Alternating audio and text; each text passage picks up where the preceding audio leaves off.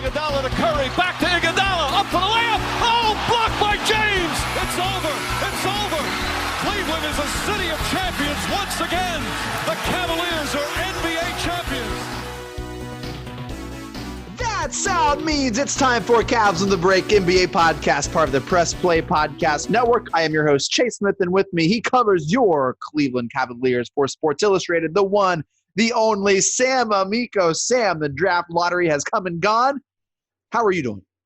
I'm doing well. I'm doing better than the Cavs after the draft lottery, as you know, but they probably wish that they could redo the draft lottery once again.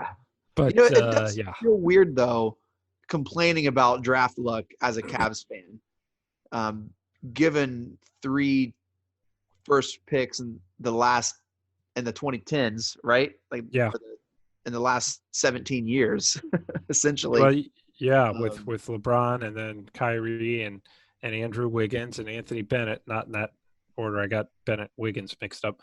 But there's 4 since 2003 number 1 picks. Yeah. So it does feel weird saying, hey, the past 2 years we got hosed because we didn't have but alas, we had some of the best odds, and we could have very easily gotten the first pick last year, and this year it did not happen. Again, we're picking 5th. Sam, talk us off the ledge if any Cavs fans are on the ledge. Well, there are some intriguing players, and I don't think that there's going to be, at least the experts who pay real close attention to the draft, the scouts that I've talked to, don't think there's going to be, last year in the draft, it was a disappointment not to end up with Zion Williamson or Morant. Okay. The year before that. So this year is the drop off between, say, the top 3 are pretty much going to be in no particular order: Anthony Edwards, LaMelo Ball, James Wiseman. Those are kind of the big 3, but they aren't Zion and Ja Morant. They're just those 3 aren't looked at as, kind of those franchise changing guys. So the drop off from those top 3 to 5th isn't considered that large. You could probably get, a player who's comparable at 5 as you can a player at 1. At least that's the philosophy heading into the draft. Now, there's been some really good players in the NBA throughout history drafted at number 5. There's been some really good players drafted at 15, so you never really know. This is one of those drafts that's kind of looked at as not a great draft. So there's going to be a diamond in the rough. There really is. There always is. And that's what the Cavs are hoping for if they end up keeping this pick, which we'll get into, I'm sure, throughout the podcast. And it's so hard to judge a draft, one, even before the draft happens, but also immediately after the draft. You really can't tell the value of a draft until 3, 5, 7 years after the initial draft. And even then, those grades can change from the night of the draft to 3 years to 5 years later as players grow and develop and change and grow into their own. There have been some drafts that people said weren't as strong, but they go back and look, and all of a sudden it was a deep draft. And maybe they didn't have those super duper stars, but pick 15, 22, they're still drafting players that are crunch time players that are either giving you solid playoff minutes or coming off the bench. And so just because they don't maybe not have that Zion, Luka super duper star, they could still find some very valuable pieces, Sam. And the Cavs are going to look to do that at number 5. Sam, if you had the pick, who would you draft or would you trade? What would GM Sam Amico do with the Cavs pick at 5 with this current roster? The first thing I would do, honestly, is look to trade.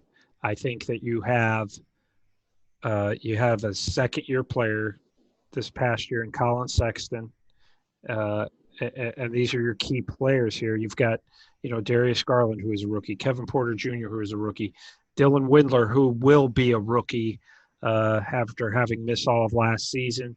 You've got Cedi Osman, who was in his third year, will be entering his 4th. You've got a lot of youth at those key wing positions Um, and I think that, with Kevin Love, Larry Nance, Andre Drummond, maybe you can add another young player in the front court. I think, frankly, Chase, just to the story tonight, that the salary cap's going to go so low for 2021 that I think most of those free agents are going to sign 1-year deals with their current team. So I think you may be looking at least one more year with Tristan Thompson. So if I'm the Cavs, I would try to use that pick in a package to get at least a younger veteran type player for the backcourt, because you're so young back there that and if you do, let's say you draft a guy at 5 who's a power forward type, because there are plenty of them available who could go in the 4 to 7 range. Yep. Yeah. If you are to draft one of those guys, they may just be sitting on the bench. Say if Drummond, Love, Larry Nance Jr., Tristan are all back, you may have a rookie who's not getting many minutes, your number 5 pick. So I frankly, that would be my first priority, is to trade it in a package. You may not be getting a Ben Simmons superstar, but that would be my first thing I would check. Can I get a guy like Simmons who will help change the course of the franchise? If I can't do that, I'm going to go after a veteran player who can help immediately, in the 22 age to 26, 27 age range. I'm looking at picks here 4 through 14 on this mock draft I'm looking at, and only one of them is not a forward. So yeah. And it seems like that's kind of where they're all maybe even ranked, that there's not one maybe that you would want above the rest, but it does seem kind of like a very even draft. So there are a couple names that do stick out, and the Cavs may be hoping a player like if they are going to make the pick, like a Topin drops, or Okongwu maybe falls to the lap at 5 if he's still there. But so Sam, you're saying you would trade the pick and kind of give the young core more time to grow and develop before they make a decision. Yeah, depending on what is out there, who's available. We heard we spent the last podcast talking about Ben Simmons. Yeah, that was fun. That was fun. Elton Brand, the Sixers GM, said he's not getting traded. Yeah. They're going to bring in a new coach and try to make Embiid and Simmons work. And I think that's really what they're going to do. Now, maybe he becomes available at another time. But, and look, if you're the Cavs, you may have no choice but to take the guy because of the way the salary cap's – there are two things about the salary cap to keep in mind. One, it's going to hurt free agency, probably a lot. Free agents are really going to be impacted because teams are going to be looking to clear cap space so that they're not paying luxury tax out the wazoo, which is going to be the case because the salary cap is going to come down so much because of all the lost revenue from this season. That's the layman's version of that. What it's going to be a good season, off season for because of that is going to be trades. Teams are going to want to shed salary. And in order to do that, they're going to have to give up players. I think this season, off season, more than any in our lifetime, we're going to see really good players being on the move in trades because teams want to unload salary. That could mean Kevin Love could if the Cavs, Drummond's obviously going to opt in, so that's really going to put the Cavs over the cap, and that may mean let's liquidate some of these salaries off our roster if we can. So that said, I think that this is going to be such a good season for trades that the Cavs are going to really have an opportunity to package this pick and maybe another young player or two and get somebody really good. If that doesn't happen, as you were saying, Chase, they very well could end up using this number 5 pick. That could be the scenario. And if they did, the names that you mentioned, Okongwu from USC, Obi Toppin from Dayton, A lot of people, I've seen a lot of fans tweet at me or email me or whatever, have said they really like Toppin. And the kid from Israel, Denny Adija, I believe is his last name. He's a guy who's a possibility. I've heard that the Cavs like him. I've heard that the Cavs really like Devin Vassell from Florida State, who is projected to go more in the like 7 to 11 range, but could end up being a sleeper. He's a small forward type, shooting guard type, 6'7". So I think that those guys are the names you're kind of looking at if they end up keeping that pick. Sam, would you read a lot into what the Cavs do here at 5? Would you read a lot into trading a pick or taking a player? Like, for instance, if they do take a power forward, would you say the odds of them moving on from Kevin Love would be greater? Like, is that reading too much into what they do here? Is that putting too much stock into their actions here at 5? Oh, well, a little bit, because they could, look, they could end up keeping Kevin Love, who is no spring chicken anymore in NBA terms, and, get a guy and develop him behind Love and Larry Nance Jr. Just because they draft, it would, let me tell you this, it would make the front court players, having been around the NBA enough, I could tell you that if they draft a power forward or center, the other players would at first be nervous about that. The veterans would be like, well, why are they drafting a guy at my position? That happens every year. No matter who gets drafted. Last year, Colin Sexton was thinking, why are they drafting Darius Garland? Yeah. And, then he figured it out. So I think that said, when they do draft, if they do draft a power forward, Love and Nance Jr. can help bring this guy along and help prepare him to the future. There, that may be a possibility. They could draft a Toppin or the kid from USC whose name I sadly have issue pronouncing, but I know he's a really nice player. He's probably the guy, even though I have them taking Toppin in my mock draft, I think I would go with the kid from USC right now, just from everything I've heard about him. And you can develop him, and he could take Ante Zizic's role in terms of minutes and developing and learning. Zizic, of course, signed with Maccabi Tel Aviv today, so he's gone. And, so that's not to say he would be the same type of player. It's just to say those minutes are going to be available. And that type of, you wouldn't have to throw the guy into action right away if you didn't want to, no matter who you took at 5. Sam, I have to ask, what do the Cavs do if LaMelo Ball is sitting there on the board and the Cavs run the clock at 5? Do you see the Cavs drafting LaMelo Ball? Yeah, absolutely. If he fell to 5, yeah. There have been surprises in these drafts. Mm-hmm. When there's no, last year you knew there wasn't going to be any surprise. Zion was going 1, Morant was going 2. A draft like this that is unpredictable, there could be franchises that don't frankly want to, maybe the Golden State Warriors, Minnesota Timberwolves, Charlotte Hornets, and Chicago Bulls, all the teams out of the Cavs think, you know what? LaMelo's not good enough for us to put up with LeVar. And maybe, I doubt that they think that, but that's a possibility. We don't want to have to listen to LeVar trashing our coach, talking about how great LaMelo is, talking about how we need to trade for Lonzo. And, maybe they don't want that.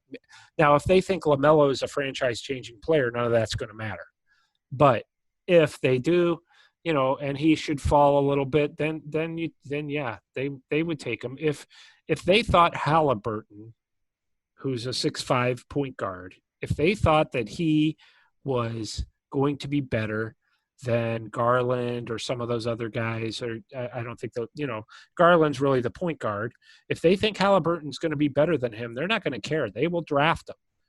People, when you win 19 games 2 straight years, you're not worried about drafting for a position.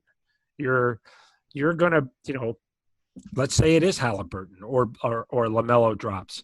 And they think that guy, if that guy's the top of their draft board right there, that's who they're going to take. And they're going to say, you know what, we're going to let these guys battle it out in camp, and one of them is going to lose, and whoever loses, we'll probably end up trading. So there's a lot of different philosophies behind the draft, but the number one thing that really is lost on fans, I think, a lot, is you draft the best player regardless, and you make it work, because you don't want to say, you know what, well, we had to draft a power forward, or a center, so we ended up drafting Sam Bowie instead of Michael Jordan.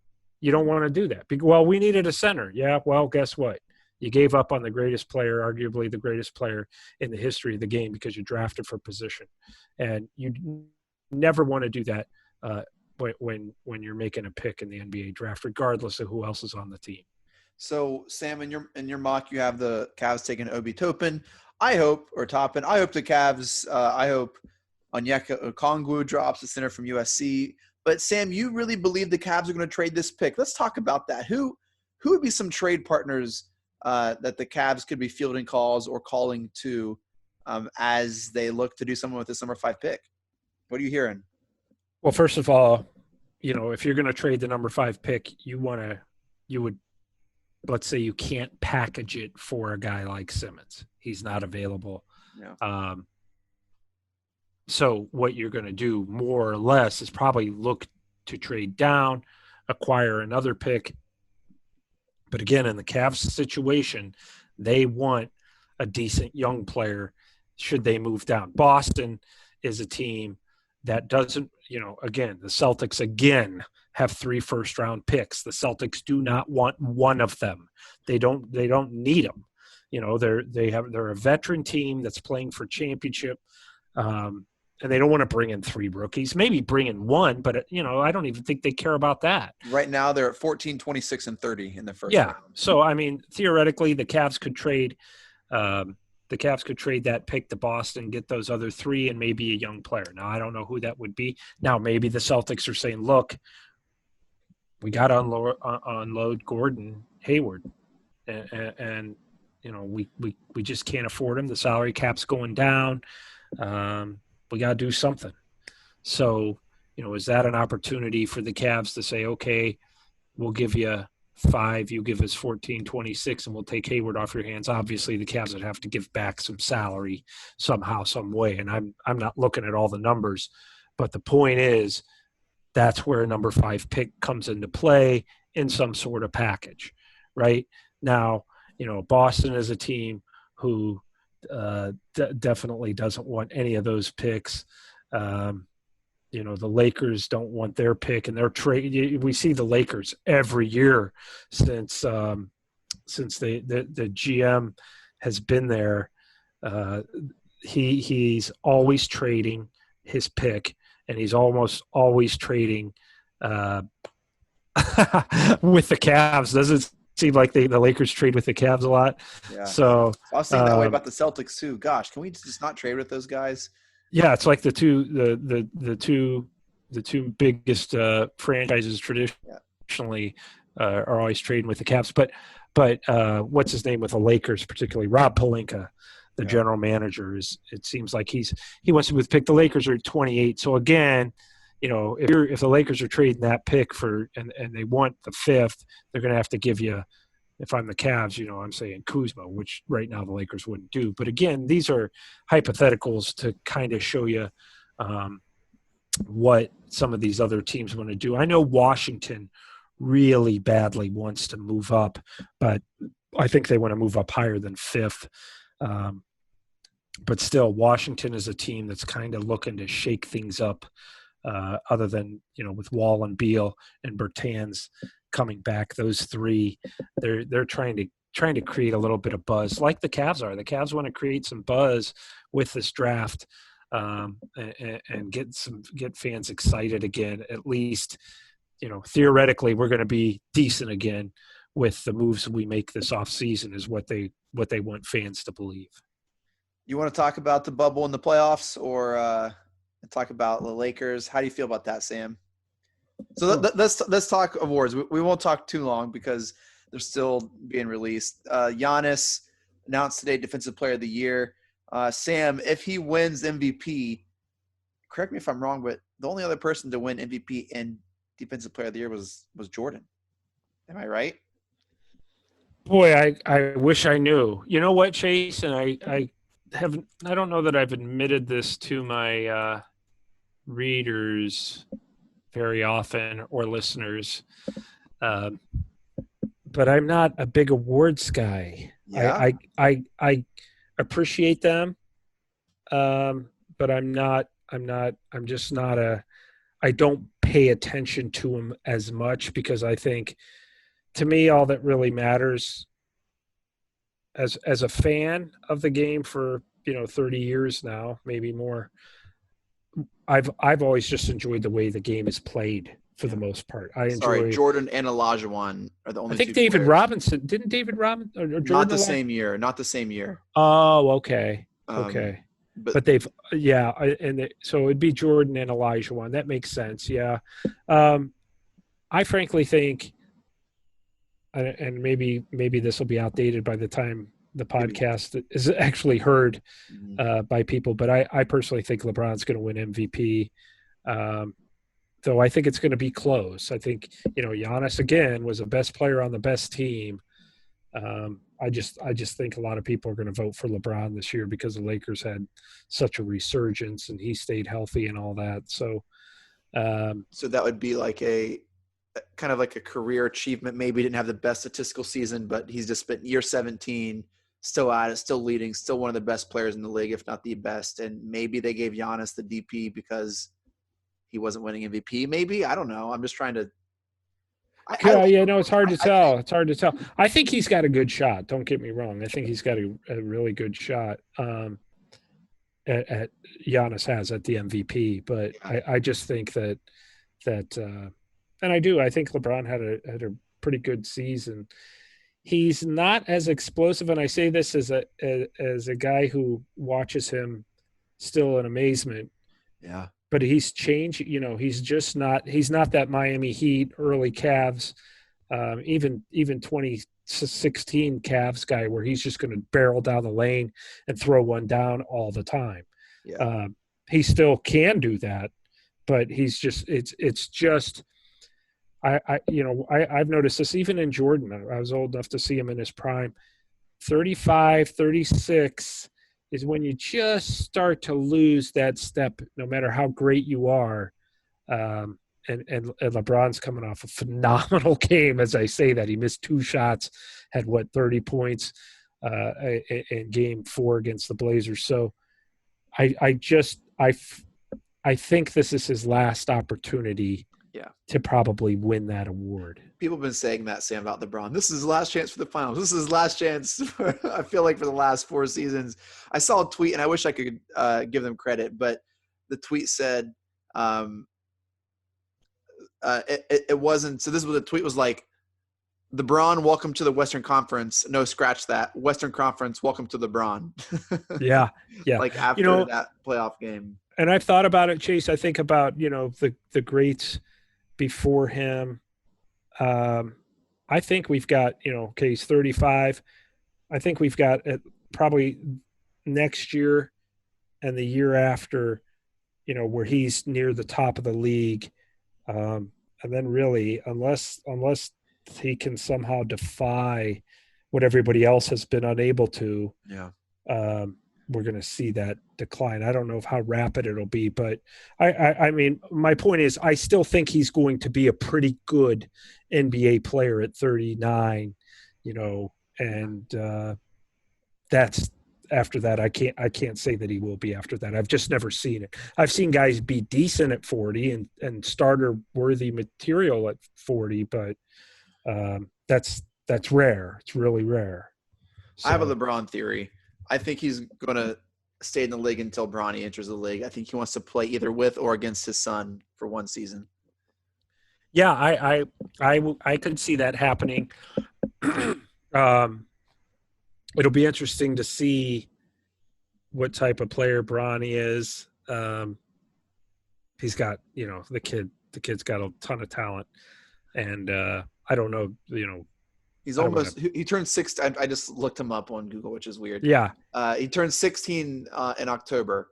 right, So that's right. 3 to 4 more years, depending on if they eliminate the college rule, it's a little sooner, or if he goes and plays semi-pro. You know what I mean? Like there's a lot of options for him to do, but I Right. think going Yeah. to So college so out you for a so you year. look at I think 3 more years, and LeBron will certainly I That's unless my something he almost certainly will be in the league at that stage, and I would think in 3 more years, with his production.